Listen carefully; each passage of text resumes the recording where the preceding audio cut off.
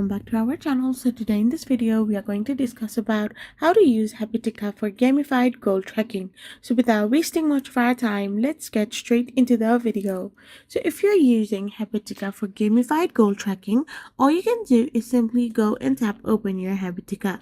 So once you're in your Habitica, you can create an in-app avatar, add your real-life goals as tasks, and earn in-game rewards like experience points, XP, gold, and items by checking off the completed task list.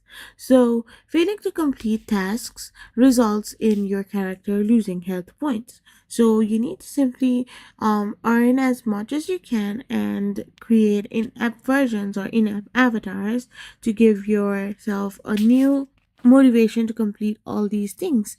So you need to define your goals like habits, dailies, and to-do lists. Now gamification's mechanics include rewards, custom rewards, consequences, social features, streaks, and consistency. You can also see the character progression, and because of this you can simply use Habitica for gamified goal tracking. It will give you a fun way to track your habits. I hope you found this video helpful, so don't forget to hit that subscribe button and do give us a thumbs up. We will be back again with more informative videos. Thank you for watching.